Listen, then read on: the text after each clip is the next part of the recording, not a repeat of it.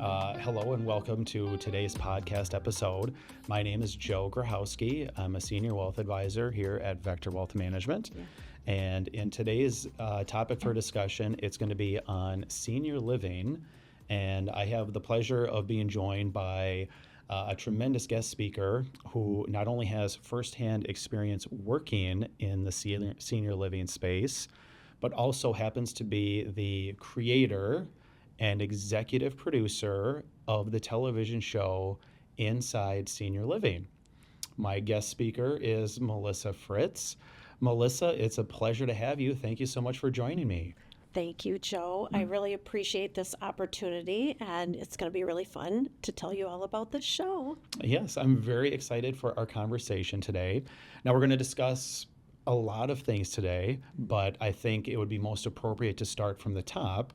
Our audience probably knows very little about you, and so I think it's most appropriate to start. Could you just share with us a little bit about your professional background and how it came to be that you entered the senior living space? Yes, so I have been in marketing sales, nonprofit management my whole career, and in 2013 I had the opportunity to have a start in sales at a senior living community, and I fell in love with it. I have always loved people and had a family that was very involved in community service, and just the richness of being around older adults and learning from them and really seeing the value of not only is it personally so gratifying, but it is a great career path to be in. So that kind of, we say in the industry, that's when we got bit by the bug, because you either love it or you don't. And I just fell in love with working with seniors. So that translated into lots of different jobs in the senior living space and here in Minneapolis. Yeah, fantastic. And I believe with your background, you've had experience in multiple senior communities. And so was there lots of similarities amongst those communities, or can you just talk a little bit about any differences or just whatever you'd like to share about working at multiple communities?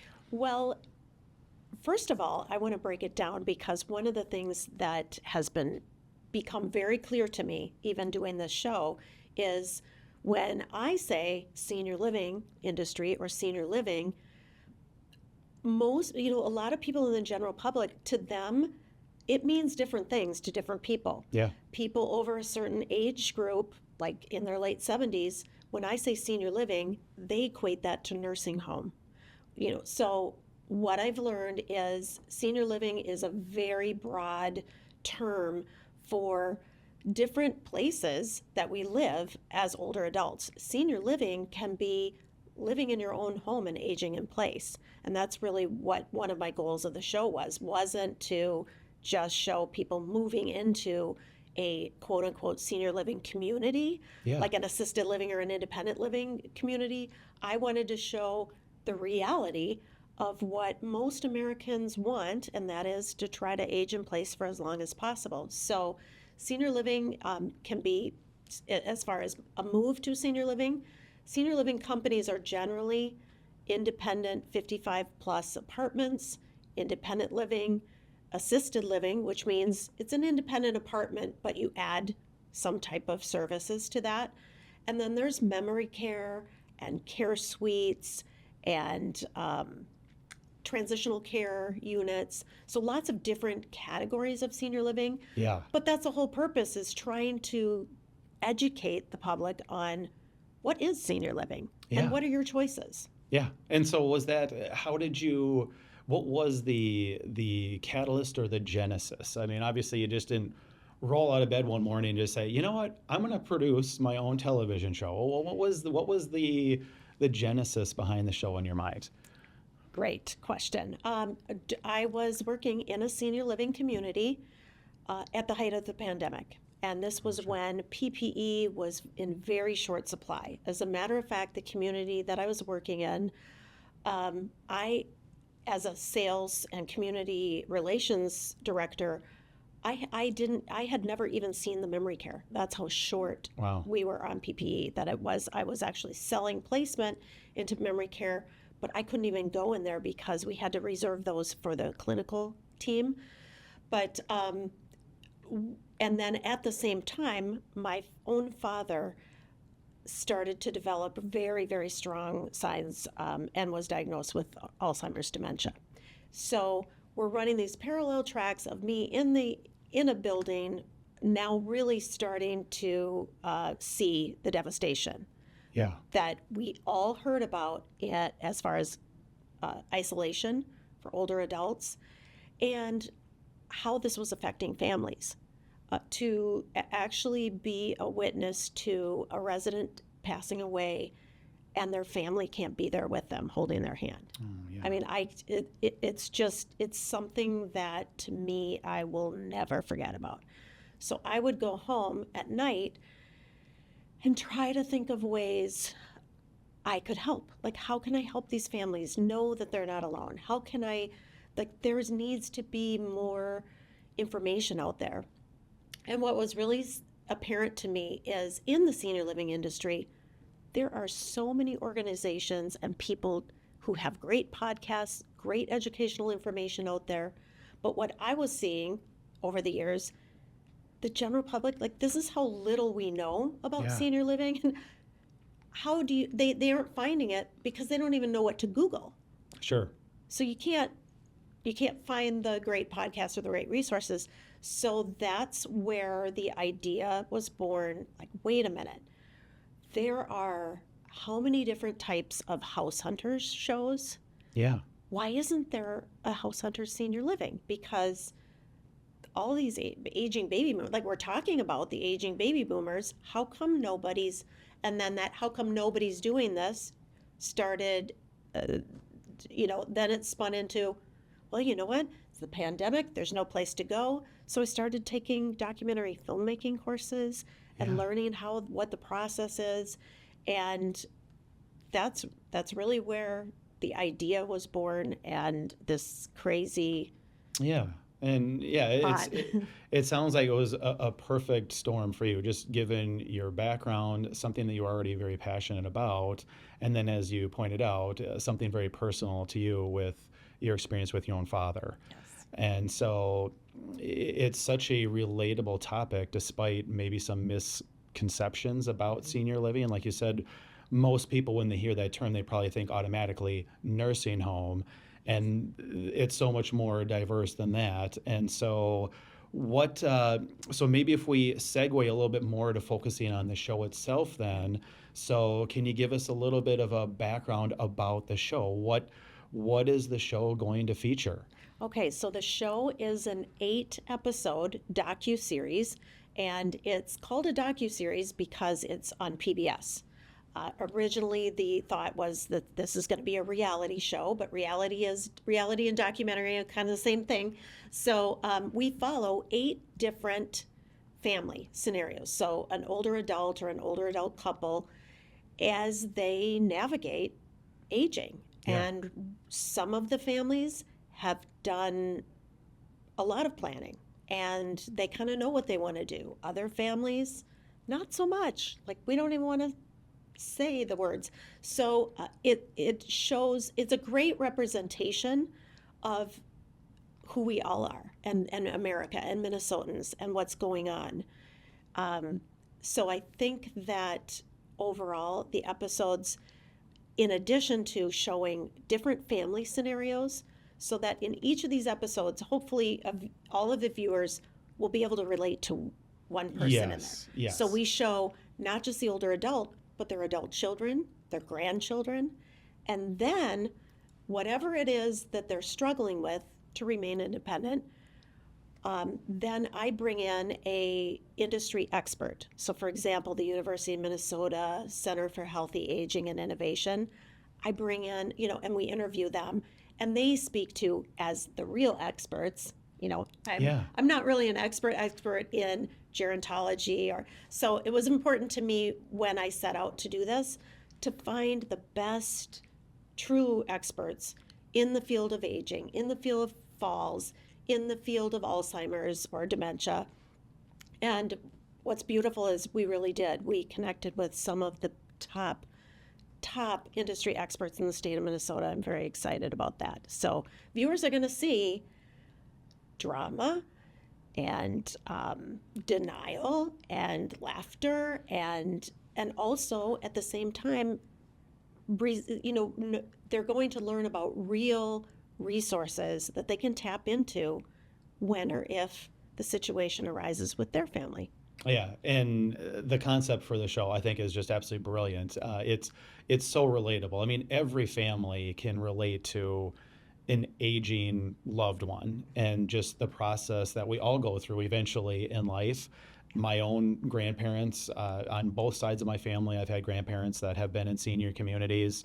As you pointed out, a television show needs to have drama. And it sounds like it's going to portray real life, real emotion, and just that, as you worded that word that you mentioned that really caught my attention is that struggle. And so that kind of ties in with maybe the next segue in our conversation is, so it sounds like the show is going to primarily focus on families that are making that transition for a loved one where they're shifting from staying at home as long as possible, because I think that's what most of us want to do. Yes. And I mean, that's what most of us envision is, I want to be in the home as long as I can. That's where we've had countless family memories. It's home. Yeah. And we want to stay in our home, but then there's that transition into a senior living community. And is that the scenario that is being focused on in the show? It is. However, when we recruited families, we really didn't know. I mean, we interviewed a lot of families to get down to these eight families. And what I realized at first when I set out to cast, I thought, oh, we're going to have these people that are, have a reservation or they kind of know what they're going to do. Yeah. But I'm very happy that just organically, what happened is we only have, well, I can't give it away, I guess, but we show several families who aren't quite ready to move in to a place yet. So you see the reality of most of us want to age in place, but how do we do that safely? And their episode is intended, with the Inside Senior Living isn't the intent of the show, and the mission of the show isn't to sell senior living. Yeah. The intent and the mission of the show is really to, to support caregivers, to provide resources, to promote a more age-friendly world, and most of all, to start sparking the conversations, because what we know is most of the people that I've talked to, that if you yourself or someone isn't going through this, they're going to be very shortly. Yeah. We are aging. We are all aging, and that is good. We need to stop this craziness in our culture that says we can't talk about aging. We can't talk about death and dying. Why? Why can't we do that? And I'm happy to say that, like one of our episodes, we feature a Native American older adult. And the beauty of that and being able to really show this is the cultural differences in how we view culturally, how we view aging and senior living. And reminds me of another episode. We have a Mexican, a Latino family, and same thing. They view aging very different than, some of us, some other people, other ethnic backgrounds. Right. Yeah. So every ethnicity has a different, and culture, and rural versus urban. There's differences in how we age. So it was it's very exciting that these families are very different. We're showing the truth about what's happening in Minnesota and in America. Yeah. Now, as you say, even though the premise of the show isn't necessarily to sell senior living, No. but because of your background working in multiple communities, and we were already discussing openly a little bit about just maybe a general misconception Yeah. that when people hear senior living, they automatically think the dark, dingy, foul smelling building. And I would imagine, though, that this shows that that isn't necessarily what senior living is. Yes. So what's wonderful for me coming from the senior living industry and selling senior living is that we have several scenes, where we are showing what inside these senior living communities look like, Yeah. and the staff and the culture of the residents. It's very different than what people think, and so we're starting to introduce that. Yeah. Yeah, and I think of the scenario, there's a number of reasons or ways where it may be appropriate for someone as they age to move into a senior community. But I think a very common one would just be in a widower scenario, where mom and dad have been in the home forever, and just because you females tend to live longer than us men, mom quite often survives dad. And now mom is living in isolation. There's the risk, well, what if mom loses her balance and falls? But yet there's maybe that desire for mom, maybe she wants to be at home as long as she possibly can. Is that some of the dynamic that we see where maybe the family's maybe pushing for something, but is there maybe like some pushback that maybe the person that would be going into the senior living community maybe isn't ready for it or doesn't want it? So can you talk a little bit about that dynamic? Do we get to see any of that in the show perhaps? Yes. So one that's a very common scenario that I would see in senior living is you would have adult children who are very insistent. They got together at Christmas, Thanksgiving, whatever. Yeah. Oh my gosh, we didn't realize mom's not doing as well. She had this fall, or she has bruises, or we need to get her into assisted living tomorrow. And because we don't, as a culture society, talk about this, it's very hard for an older adult like a mom who is hearing from her 40-year-old daughters, you need to move, you need to stop driving. That's not the time to start the conversation. And so it makes it very hard.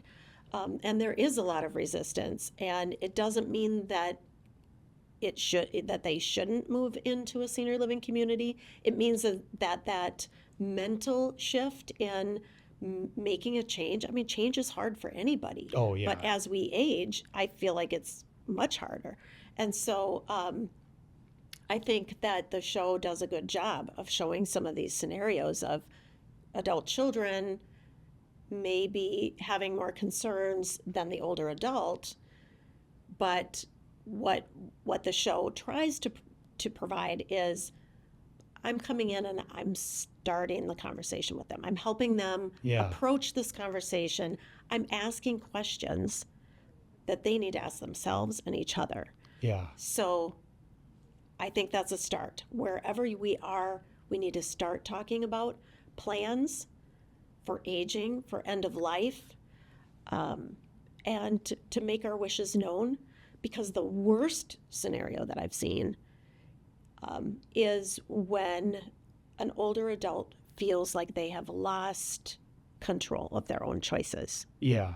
And nobody deserves that. Even, when adult children have the best of intentions, think about it. Yeah. Nobody wants to be told what to do. Yeah. And to feel like you have lost, you've lived this life, you've had a career, you've raised your children, and now all of a sudden you have no choices. Somebody's trying to take your choices away. So that's very important to me. Oh yeah, I can absolutely see that. And like you said, it's a process. It's not just a single conversation over the holiday dinner. Right. That, oh yep, now it is a prolonged process. And yeah, I can just imagine, you talk about drama. a family going through that exact scenario where, as you put it, the adult children have the best intentions, but if it's not necessarily, using that example we've been talking about, if mom's not ready for it, you can just imagine that internal struggle that she'd be, and that would make it very hard if she, and I'm sure you've seen this firsthand, that somebody has to be ready to move into the senior living community. Yes. Otherwise, it may not necessarily be the best outcome. But alternatively, and maybe this show will even help portray what, the positive sides of a senior community can be, is, have you also seen firsthand some people that might have those misconceptions about senior living, dreading it, but then maybe after experiencing it, realizing, oh, actually, this is much different than I thought. Yes. Can you share anything about that? Yes, we have an episode that I have in mind where we really are able to capture the essence of how hard it is to make that decision to move, how hard it is to downsize, and that overwhelming task. Yeah, we didn't even talk about that. But here's the key, is in any change, especially a move to a senior living community, it's to prepare yourself or your older adult parents for what they're going to gain. Think about what you're going to gain by moving and making that change: safety, socialization, healthcare, closer to your kids, whatever that is, opportunities to do new things that you never had time to do because you're still shoveling your walk in the middle. So if a family can make that shift and really try to focus on what would the positive outcomes be, instead of you're falling, you need to move, the negative of what's happening right now, so much more successful. Yeah. And I will say that in my experience, and you ask any senior living consultant, most of the time, I would say 90% of the time, people that were the most resistant to a move after 2 weeks, because I'm always right there, making sure that the transition is going well. How many times I would hear, "Oh my goodness, I had no idea. I was going to love this. We should have done this sooner." So, it's not always successful for everybody. Sure. But that's the part that really gets me excited, is to see older adults not go to a place where they feel like we're going to a senior living to go die. No. Yeah. You're moving to what it should be, is moving to a senior living community should be, I'm going here to live the rest of my years, and to live in a place where I can be safer, where I'm going to be around like-minded friends, or have the ability to do things that I love to do, and to open myself up to more opportunities. Yeah. So, and we've talked about primarily that scenario with mom in a survivor scenario, but along those lines, can we talk about, even just for couples, are the benefits, and have you seen firsthand, and I don't even know statistics, and you don't have to know exact figures, but I would imagine there's plenty of couples that move to the senior living communities. Is there that nice blend and complement of maybe some single individuals, but also couples that move into senior living communities as well? Yes. So, and this would be my recommendation for someone who is a couple who's looking for senior living. Make sure you find a community and you're able to meet some of the residents, to make sure that there is a good mix of other couples. That's important to a lot of people. But oftentimes couples, it's a very common thing for couples to move in because we don't age identically. Even if we're the same age, generally speaking, one or the other will eventually develop some kind of chronic illness or terminal illness and will need care. And so the sooner you make that move, the more stable and secure and the more support system that surviving spouse will have.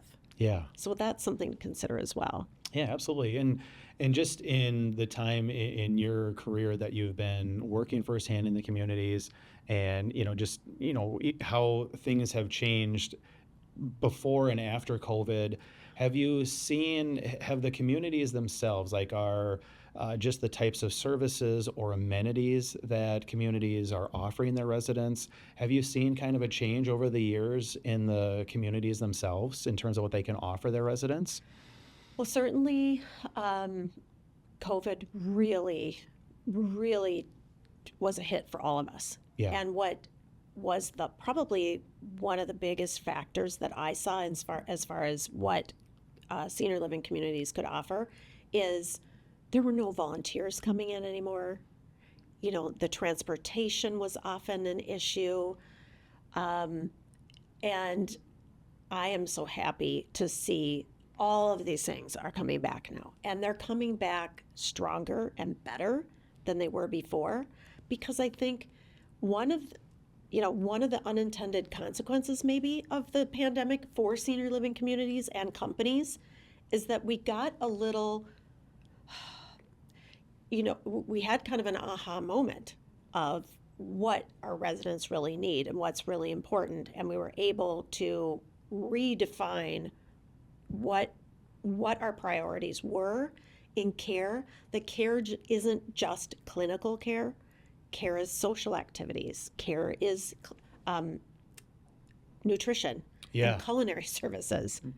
Big time. Care is access to transportation.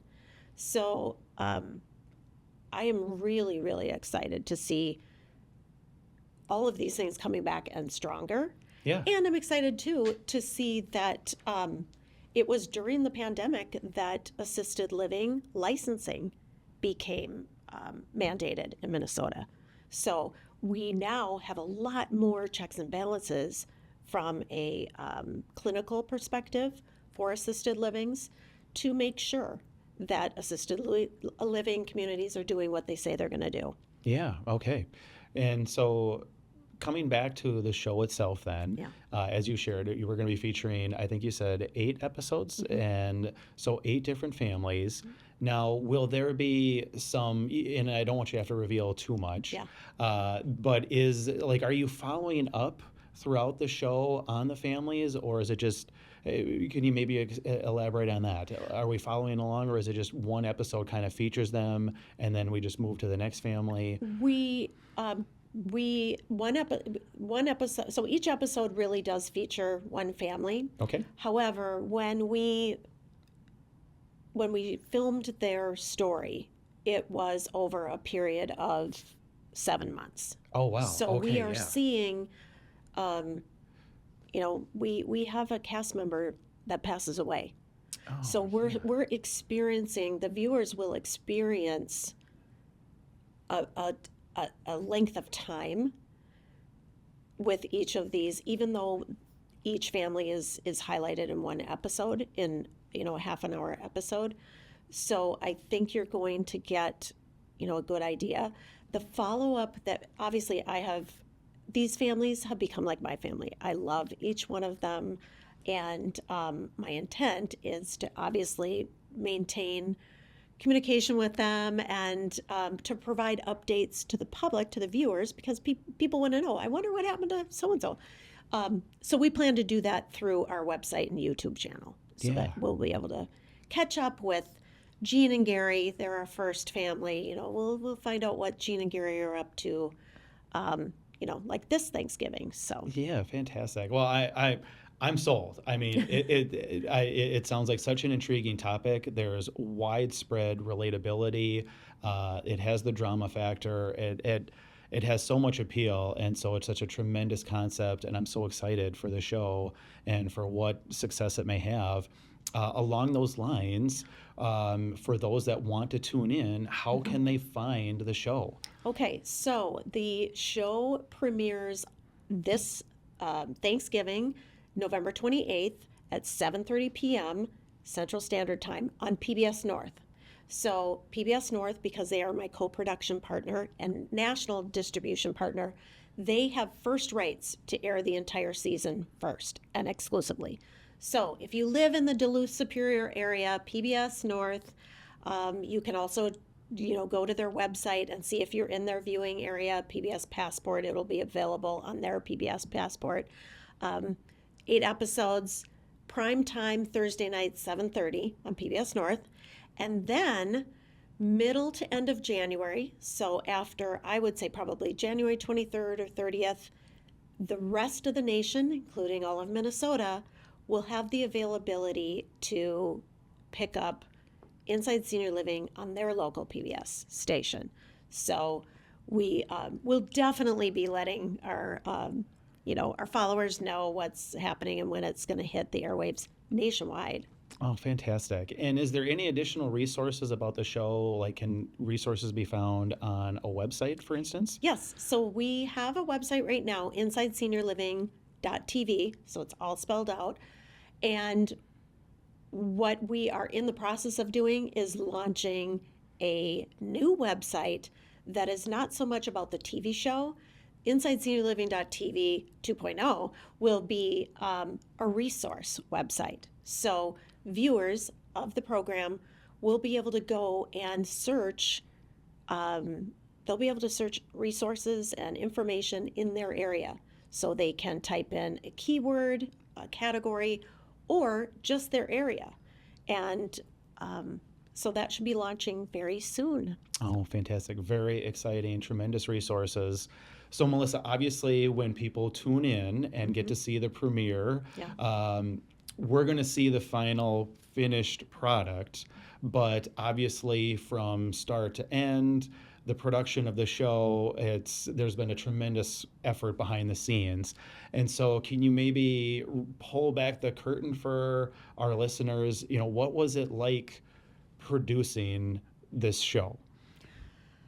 It was a lot less glamorous than people think to produce a TV show. First of all, to get a deal to distribute a TV show, to make a TV show and have it distributed is, I have learned, very rare. So it's a lot of luck because there are a lot of really good ideas and great producers out there, far more experienced than me. So I feel very, very humbled and thankful for this opportunity.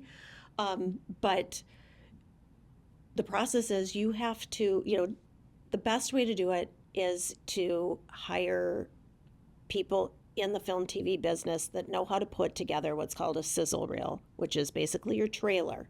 Okay. That's 2 to 3 minutes. You don't need to produce a pilot episode, because if you're going to sell, if a buyer is going to buy your show, they're going to want to put their trademark look on it. So you don't have to go to the expense of producing an entire episode, but you do need to, in my opinion, produce a sizzle reel. So that's going to show, that's going to give them an idea visually what your show is going to be, what it's going to look like, and what the format is, etc. And you put a pitch deck together, and then you go out to these marketplaces. There are actually film and TV, movie marketplaces that you go and you pitch these buyers. And so my husband and I, we went out and we pitched Warner Brothers Discovery or HGTV and Magnolia Network and A&E and Lifetime and some other major production companies. And what an experience. You really realize they're looking for a new, fresh concept, but they're also looking for tried and true ideas because their job is on the line and they have to know that it's going to be a winner. So the reason why we circled back with PBS North, which is an affiliate of PBS, is because they allowed me to maintain creative control and ownership of the brand. And that was very important to me because this is the first of its kind show about the process of finding, aging in place or finding senior living. So for me, it was very important from an ethical perspective, and from just my whole reason why I wanted to do this show was to help people, not to make, millions and millions of dollars. So, so that's where we ended up circling back to PBS North, which happens to be in my home state of Minnesota. Yeah. So very exciting to do this first season in Minnesota with all Minnesota cast and crew. 4 families. What I didn't mention before is, so 4 families are from the Duluth area. Okay. And then we have 4 families from the Twin Cities Okay. area. So, and there's something for everyone Yeah. as far as cultural diversity, socioeconomic status, marital status. It's very fun. But to make a TV show is really hard. I cannot imagine. And again, just I can't think of anyone else that would have been better suited than yourself, just given your sales and marketing background, your firsthand experience working in the communities, and then just the firsthand family experience that you're living through, and just the passion that you have for this space. I'm so intrigued by the concept and can't wait to be able to tune in to see the show when it premieres. What has been the biggest challenge in the production of the show? Probably the biggest challenge and disappointment for me is people, which is sad to say, but I'm being really transparent here. Yeah. I went in not knowing the TV industry and really trusted people to know what they're doing and to be honest. And unfortunately, you run across some not so ethical, honest people. And so that has been probably the biggest disappointment and hard thing for me. Yeah. Because the senior living industry, yeah, there's problems in that, but as an industry and colleagues, even if we're competitors, we work together to help people. Yeah, yeah. So that's been really hard. It's been really hard. And then I'm not just making a TV show. I had to build a business simultaneously. So to find all of, insurance and attorneys and accounting people and just all the legal things to set up a business and run a business has been really challenging, on top of, creating a whole TV show and hosting the show. Yeah. So. Yeah. And so now let's talk about the positive side. Obviously, you have persevered. You've made it through all those challenges. Yep. The show is going to be premiering. What, if everything went the way you would like it to, what would be next for the show? Lots of positives. Lots more positives than negatives. First one. Okay, the crew at PBS North that did stick with me the entire time. Steve Ash and Lance Havisto. Okay, Steve Ash. So I was assigned a videographer and editor who, he just won 3 more Emmys. I mean, he's got like 8 Emmy Awards. He's fabulous. Lance ended up stepping in as like the director at the end. Just great producer. So we just kept rallying the team, and it was very fun. My husband, oh my gosh, executive producer plus, basically supported us and our whole family the entire time. But this feeling of doing something so outside of the box, so outside of my comfort zone. Oh, yeah. And if you knew me and my history, I take little risk, but certainly like financially, and this was so beyond anything. And I got in it and I just refused to quit. And so what's very exciting now is I have a show. Yeah. No one can take that away from me. Are there things that I would have liked to have happen and change about it? Of course. But the vision is, now that we have a show, the show is going on the airwaves to tens of millions of people, essentially, when it goes national. Yeah. My dream would be for us to be able to do season 2 of Inside Senior Living in another state, so that we can highlight the resources and what's going on in Florida, Arizona. Those are my 2 right now that are really kind of my dream. Oh, what a wonderful markets idea. to hit, as far as I want to partner up with another PBS affiliate, do this again. We've learned how to streamline the process. I have a new producer writer who is amazing. We're gonna kill it next season. So I really want the opportunity to do it again. Oh my gosh, absolutely. I can just tell. And it sounds like a wonderful, next phase for the show. And like I said, I'm sold. I can't wait for the show to premiere. I'm absolutely interested in tuning in, seeing and following the family experiences, and so much for you to be proud of. I just wish you nothing but the best success with the show. I hope it's tremendously successful and that it does come to fruition, that there is a season 2, and who knows beyond that. So who knows? Melissa, thank you so much for being my guest speaker on this topic today. It's been wonderful having you, and I'm sure there's tremendous interest in those that have been listening in today. So thank you so much. Thank you, Joe. Appreciate it. All right. Thanks so much, Melissa. Hey, thanks for listening to our podcast. Information presented is for educational purposes only and does not intend to make an offer or solicitation for the sale or purchase of any specific securities, investments, or investment strategies. Be sure to consult first with a qualified financial advisor and/or a tax professional before implementing any investment strategy.